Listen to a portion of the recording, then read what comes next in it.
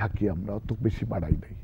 কিন্তু এইবারে এই বিষয়টা প্রচণ্ডভাবে আমাকে অনেকে বলছেন, সুতরাং এবারে দেখি কি করা যায়। নিশ্চয়ই এটাতে এইরকম যদি অবস্থা হয় যে সিগারেটের দাম প্রায় বিড়ির দামের সমান, তাহলে নিশ্চয়ই এটা বাড়ানো যাবে, এর উপরে কর ধার্য করা যাবে। গ্যাস ও বিদ্যুতের অভাবে প্রায় সবারই কষ্ট হয়, কিন্তু সবচেয়ে বেশি কষ্ট হয় আমাদের শিশুদের এবং শিক্ষার্থীদের, যারা আমরা পড়াশোনা করি। তো এই বাজেটে, এইবার যে বাজেটটা প্রণয়ন করা হবে, এখানে এই সংকটটা নিরসনের জন্য এটার উত্তরটা অন্যভাবে দেব। এই সরকার ক্ষমতায় আসার আগের থেকে এই বিদ্যুৎ এবং জ্বালানি সংকট নিয়ে খুব প্রচণ্ড উদ্বেগ প্রকাশ করেছে। আমি নিজেই এই ব্যাপারে অত্যন্ত বেশি সোচ্চার ছিলাম, এখনো আছি। আমরা ক্ষমতায় বসে দেখলাম যে আমরা যে বাইরে থেকে যে হিসাব করেছিলাম, অবস্থা তার চেয়েও খারাপ। আমরা ভেবেছিলাম যে 3 বছরে একটা ক্র্যাশ প্রোগ্রাম করব, যে ক্র্যাশ প্রোগ্রামের অধীনে 5000 মেগাওয়াট উৎপাদন করে অবস্থার মোকাবেলা করতে পারব। ক্ষমতায় এসে দেখলাম যে 5000-এ সে মোকাবেলা করা যাচ্ছে না। প্রথম অসুবিধা হলো যে আমি যখন একটা কিছু জন্য টেন্ডার দিই, তখন টেন্ডারে কেউ সাড়া দেয় না। কারণ একটা অবস্থা হয়ে গিয়েছিল যে লোকে মনে করতো যে টেন্ডার করে কোনো লাভ টাভ হয় না, এগুলো সবই ওই বাইরে বসে ঠিকঠাক হয়ে যায়, চুরি চামারির মাধ্যমে হয়। মানুষের বিশ্বাস আহরণ করতে বেশ কিছুদিন লাগলো। তারপরে যারা টেন্ডারে যারা পেল, তারা আবার তাদের সাপ্লায়ারের সঙ্গে ব্যবস্থা করতে পারলো, তাতে আরও দেরি হলো। এইসব হওয়া সত্ত্বেও আরেকটা জিনিস আমরা করেছিলাম যে তত্ত্বাবধায়ক সরকার কিছু ক্রয় হুকুম দিয়ে গিয়েছিল কিছু প্লান্টের, আমরা ওটা বহাল রাখলাম, যেমন রেখেছে তারা, ভালো হোক মন্দ হোক রাখলাম। তার ফলে এই সরকার ক্ষমতায় আসার পরে এখন পর্যন্ত 1400 মেগাওয়াট যোগ হয়েছে। আমরা চেয়েছিলাম এর চেয়ে অনেক বেশি, হয়েছে 1400। আর এখন থেকে শুরু করে আগামী ডিসেম্বরের মধ্যে আমরা আশা করছি আরও এরকম যোগ হবে। এই বছরে 2011-তে মোটমাট আমাদের প্রোডাকশন হবে 2000। এটা মোটামুটিভাবে আমরা যেরকম প্ল্যান করেছি সেইভাবেই চলছে। আমরা আমাদের টার্গেট ইতিমধ্যেই 5000-এর বেশি করে দিয়েছি। আমরা আশা করছি যে আগামী বছরে প্রায় 7000-এর মতো যোগ হবে 2012 সালে। এবং আমরা আগে একটা টার্গেট দিয়েছিলাম 15-তে 9000 মেগাওয়াট, ইতিমধ্যে এটা বাড়িয়ে দিয়েছি, প্রায় 11000 মেগাওয়াটে পৌঁছেছে। এবং কিছু কিছু পদক্ষেপ আমরা এখন নিচ্ছি, যার ফল পেতে পেতে 15 সাল হবে। কেননা বড় বড় প্ল্যান্ট যেগুলো, সেগুলোর অর্ডার যদি আজকে দিই আমি, এই 2011 সালের জুন মাসে যদি দিই, এটা পেতে পেতে লাগবে 2012, 2013, হয়তো 2013 ডিসেম্বর অথবা 2013 জুন। সুতরাং এই যে সময়টা, এটাও লাগে। এই gap between order and supply অনেক আছে।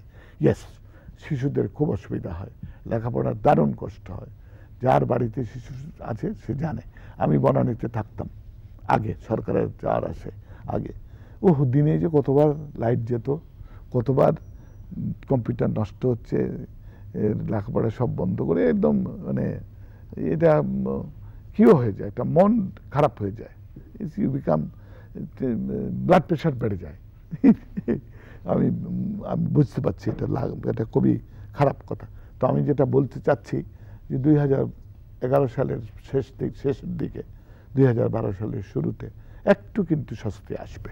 আমি মাইমুনা মার্জিয়া মুগনিউ, রংপুর থেকে আসছি। কোত্থেকে? রংপুর থেকে। ক্লাস 10-এ পড়ছি। পড়াশোনার পাশাপাশি শিশু সাংবাদিক হিসেবে কাজ করি। বৃহত্তর রংপুর ও দিনাজপুর অঞ্চলে সেই প্রাচীনকাল থেকেই সাঁওতাল, রাজবংশী সহ অনেক আদিবাসী জনগোষ্ঠী বসবাস করে আসছে, কিন্তু আজ তারা ভূমিহীন হয়ে শিক্ষাসহ নানা ক্ষেত্রে পিছিয়ে পড়ছে। এসব আদিবাসী জনগোষ্ঠীর উন্নয়নের জন্য বাজেটে বিশেষ বরাদ্দ কি দেওয়া সম্ভব? আমাদের দেশে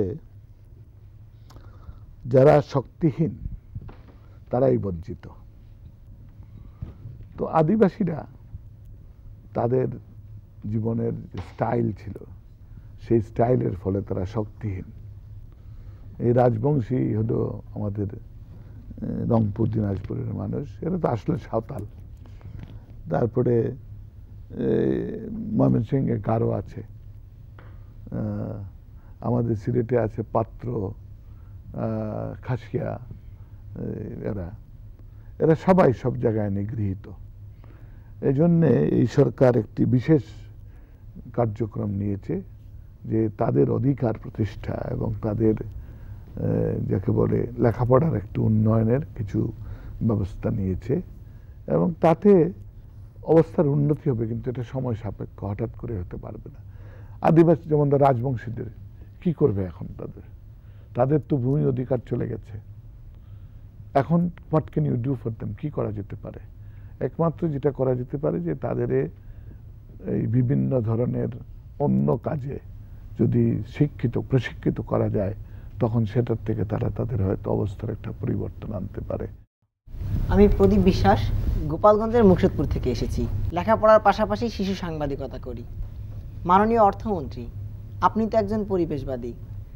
ইদানিং শোনা যাচ্ছে বাংলাদেশে যে কোনো সময় খুব বড় আকারের ভূমিকম্প হতে পারে, আর তাই আমাদের জাতীয় বাজেটে এ সকল প্রাকৃতিক দুর্যোগগুলো মোকাবেলার জন্য কোনো বরাদ্দ রাখা হবে কি? বাংলাদেশে যে ভূমিকম্প হতে পারে এটা নতুন কিছু নয়, এটা বহু পুরনো ব্যাপার। এতদিন লোকে জানতো না। তুমি আমাদের পরিবেশবাদীদের ধন্যবাদ দাও, আমরা তোমাদের সচেতন করেছি। অন্ততপক্ষে তোমরা জানো যে ভূমিকম্প হওয়ার সম্ভাবনা আছে, কিন্তু আমাদের যে ভৌগোলিক অবস্থান তাতেই ভূমিকম্প এখানে হবে। কতগুলো প্লেটের উপরে পৃথিবী আছে, এই প্লেটের মাঝখানে যখন ফল্টল থাকে সেসব জায়গায় ভূমিকম্প বেশি হয়। আমাদের দেশটি ওই ফল্টের উপরেই আছে, সুতরাং এটা খুবই ভূমিকম্প প্রবণতা এখানে বেশি। প্রথম ব্যবস্থা যেটা নেওয়া দরকার সেটা হলো আমাদের যেসব স্থাপনা আমরা করি সেগুলোতে একটা মিনিমাম স্ট্যান্ডার্ড থাকতে হবে। ফিলিপিন্স ভূমিকম্পে প্রবণ দেশ, ফিলিপিন্সের শহরে সব বাড়িতেই কিন্তু ওই ভূমিকম্পের জন্য একটা ব্যবস্থা আছে। সামান্য ভূমিকম্প হলে এটা আপনি একটু নাচানাচি করে ঠিক হয়ে যাবে। আমাদের সেরকম কিছুই নাই। এখন আমাদের যেসব পরিকল্পনা নেওয়া হয়েছে, যে ঢাকা, সিলেট খুব খারাপ, সিলেট একদম কিসের উপরে, ওই প্লেটের মাধ্যমে সংযোগস্থলে আছে। সিলেট, ঢাকা এরকম কয়েকটা জায়গায় যাতে স্থাপনাগুলোতে কিছু স্ট্যান্ডার্ড অ্যাপ্লাই করা যায়। আচ্ছা, আর হলো ভূমিকম্পের সময় মানুষজনের উদ্ধার, সেটা খালি ভূমিকম্পের জন্য না, এখন পরিবেশটা যেভাবে বিনষ্ট হচ্ছে, সুনামি, তারপরে জমি ডুবে যাবে, সুতরাং সবসময় আমাদের একটা চিন্তা, এবং আগুন লাগতে পারে যেহেতু উষ্ণায়ন হচ্ছে। সার্বিকভাবে আমাদের দুর্যোগ মোকাবেলা করার ক্ষমতা সেটা বাড়াবার চেষ্টা করছি। সেটা বাড়ালে পরে কিছু পদক্ষেপ হবে, বাট খুব বড় ধরনের যে একটা গ্যারান্টি দেওয়া যাবে সেটা বলতে পারবো না। আমি ঢাকা ধামালকোট একটা বস্তিতে থাকি, কিন্তু এখানকার কোন পরিবেশ, বস্তি? ঢাকা ধামালকোট। আচ্ছা, কিন্তু এখানকার পরিবেশ খুবই খারাপ। আমাদের মতো যারা বস্তিবাসী তাদের পরিবেশ উন্নয়নের জন্য আপনি কি করতে পারেন? খুব কঠিন প্রশ্ন করেছো, আমি নিজেও জানি না কি করতে পারি। এটা একটা বড় সমস্যা এবং এটার সমাধান সরকার একা করতে পারবে না। এটার সমাধানের জন্য আরো বিভিন্ন যেসব গোষ্ঠী আছে দেশে তাদের সমর্থনের প্রয়োজন। সরকারের সঙ্গে বিভিন্ন এনজিও এবং অন্য সব মিললে করতে পারে, এবং বিশেষ করে সিটি অ্যাডমিনিস্ট্রেশন তাতে খুবই জরুরি। মফস্বলে হলে সেখানকার মিউনিসিপ্যালিটি বা ইউনিয়ন কাউন্সিল, উপজেলা কাউন্সিল। আমার নিজস্ব ধারণা হলো যে বস্তি একটি বড় শহরের একেবারে অপরিহার্য অঙ্গ, এটার প্রয়োজন আছে। আমার বাড়িতে একটা আয়ার দরকার, আমি একটু দুধ চাই, আমি একটু আমার ঘর মুছে দিতে হবে, এটা করতে হবে, বস্তি থেকে হবে। সুতরাং বড় শহরের বস্তি থাকাটা এটা ইন্টিগ্রাল পার্ট যাকে বলে বড় শহরের অঙ্গ। সুতরাং এটা আমাদের স্বীকার করতে হবে। স্বীকার করে এই বস্তিগুলোকে কি করে সভ্যতার আওতায় আনা যায় সেটা চিন্তা করতে হবে। বস্তিগুলো যেসব জায়গায় আছে তার বেশিরভাগ জায়গায় কিন্তু সরকারি জমি দখল করে আছে অন্য কেউ। রেলের জমি, খাস জমি, এগুলো অন্য লোকেরা দখল করে বস্তিওয়ালাদের উপর করে টাকা পয়সা নেয়। প্রথমেই আমাদের এইসব বস্তি এলাকা নির্ধারণ করা দরকার, নির্ধারণ করে মালিকানাটা ঠিক করা দরকার। এটা যদি করতে পারি তারপরে আমি ঠিক করলাম একটা জরিপ করব এই বস্তুতে কারা আছে, ভাসমান না যারা আছে তাদের জরিপ করে আমি ঠিক করলাম তাদেরই এখানে বসবাসের ব্যবস্থা করব। এবং এটা অনেকটা যাকে বলে একটা প্রশাসনিক ব্যবস্থা, এটা ততটা অর্থের ব্যাপার নয়। তখন আমি চিন্তা করতে পারি আচ্ছা তার এই ঝুপড়ি কি অসুবিধা বস্তিতে, 3টা অসুবিধা খুব প্রচন্ড। পায়খানা নাই, ভালো পায়খানা নাই, পানি নেই, আর গ্যাস নাই, রান্নাবান্নার গ্যাস নাই। এই 3টা অসুবিধা হলো বস্তির সবচেয়ে বড় অসুবিধা জীবনযাপনের জন্য। অবশ্যই আরো আছে, স্কুল নাই, স্বাস্থ্য সেবা নাই। আমি শুরু করি এই 3টা দিয়ে। আমি যদি একটা বস্তির জরিপটা করে এটা ঠিক করতে পারি যে এখানে 200 জন লোক থাকে, আমি সেখানে এই 200 জনের জন্য উপযুক্ত একগুচ্ছ কল, একগুচ্ছ চুলা আর একগুচ্ছ পায়খানা এটা করে দিলাম, এটা সকলে মিলে ব্যবহার করার জন্য। তারপরে বললাম এখন তোমরা তোমাদের বাড়ি বানাও, নিজে যেরকম ভাবে বানাও, ঝুপড়ি বানাও, কি একটু ভালো বানাও। এটা বড় ধরনের উন্নয়ন হতে পারে। এটা খুব অসাধারণ কোনো কিছু বলছি না। একবার এই লোকগুলোর একটু জীবনটা একটু ভালো হয়, তখন তাদের নেক্সট দাবি হবে আমার স্কুল করে দাও, তারপরে তার দাবি হবে আমার স্বাস্থ্য ব্যবস্থা করে দাও, এবং সেগুলো করা খুব অসুবিধা কিছু না। আমার নাম তাহির, আমি ঢাকা দামালপুর থেকে এসেছি পড়ালেখার পাশাপাশি ব্যান্ড গাড়ি টেলি। মাননীয় মন্ত্রী, আজকের এই অনুষ্ঠানে এসে আপনার কেমন লেগেছে? আমার খুব ভালো লেগেছে। আমি কি আনন্দে তোমাদের সঙ্গে এতক্ষণ কথা বললাম, এবং অত্যন্ত সহজ সাধারণ কথা, এমন কোনো জটিল কোনো বিষয় নয়। হয়তো কিছু কিছু জটিল বিষয় ছিল, আমার তো খুব ভালো লেগেছে। এখন তোমরা আমাকে কি আমার জন্য কি করতে পারো বলো, কি তোমার এক্সেলেন্স কোথায় আছে, সেই এক্সেলেন্সের প্রমাণ দাও। হ্যাঁ, গান গাও। হ্যাঁ, ভ্রমর কয়োগিয়া শ্রীকৃষ্ণ বিচ্ছেদের অনলে, অঙ্গ যায় চলিয়া রে ভ্রমর কয়োগিয়া, ভ্রমর কয়োগিয়া শ্রীকৃষ্ণ বিচ্ছেদের অনলে, অঙ্গ যায় চলিয়া রে ভ্রমর কয়োগিয়া। ভ্রমরে কইও কইও কইও রে ভ্রমর কৃষ্ণ রে বুঝাইয়া, কইও কইও কইও রে ভ্রমর কৃষ্ণ রে বুঝাইয়া। মই রাধা মই রাজাই কৃষ্ণ হারা হইয়া রে ভ্রমর কয়োগিয়া, ভ্রমর কয়োগিয়া শ্রীকৃষ্ণ বিচ্ছেদের অনলে, অঙ্গ যায় জ্বলিয়া রে ভ্রমর কয়োগিয়া। Thank you.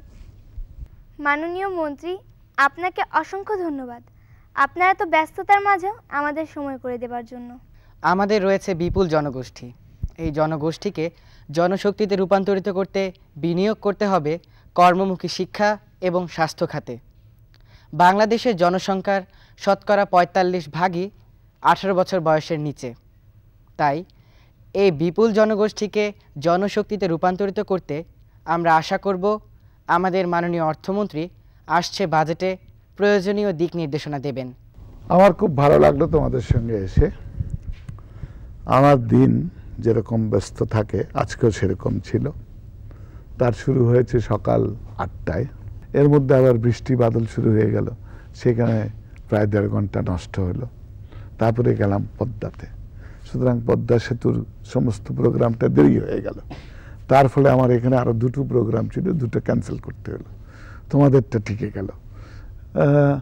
আমি যখন আসছিলাম তখন আমার স্ত্রী বলছিলেন যে ওয়েল আজকে তো না গেলে ভালো হতো, এরকম একটা এত প্রেশার ইত্যাদি।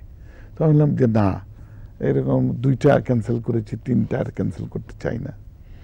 তো আমার মনে হচ্ছে আমি তার জন্য তাকে শোনার জন্য বলছি যে ইট ওয়াজ টনিক, তোমাদের সঙ্গে বসে বেশ ভালোই লাগছে, আমি পুরো আমার রিল্যাক্সেশন হয়ে গেছে। এবং একই সঙ্গে খুব ভালো লেগেছে তোমাদের যে নানা ধরনের আগ্রহ, নানা ধরনের প্রশ্ন, এগুলো শুনে। আমরা যা কিছু এখন করছি এগুলো তো এদের জন্যে, কিন্তু প্রতিটি প্রজন্মের মানুষের সভ্যতা এমন যে প্রতিটি প্রজন্মের দায়িত্ব হচ্ছে আমার পরবর্তী প্রজন্ম যেটা আসছে তার জন্য আমি পৃথিবীটাকে আরো সুন্দর রেখে যাব, অথবা অন্তত পক্ষে যে অবস্থায় আছে এর চেয়ে খারাপ করব না। আমরাও চাই ধীরে ধীরে আমাদের বাংলাদেশের উন্নতি হোক। সবাই ভালো থাকবেন, সুস্থ থাকবেন। তবে যাবার আগে আমরা আমাদের সেই প্রিয় গানটি গাইতে গাইতে বাড়ি যাব। সবাই রাজা, আমরা সবাই রাজা, আমাদের রাজা রাজত্বে, নইলে মোদের রাজার সনে মিলব কি সত্যে। আমরা সবাই রাজা, আমরা যা খুশি তাই করি, তবু তার খুশিতে চড়ি। আমরা যা খুশি তাই করি, তবু তার খুশিতে চড়ি। আমরা নই বাধা, নই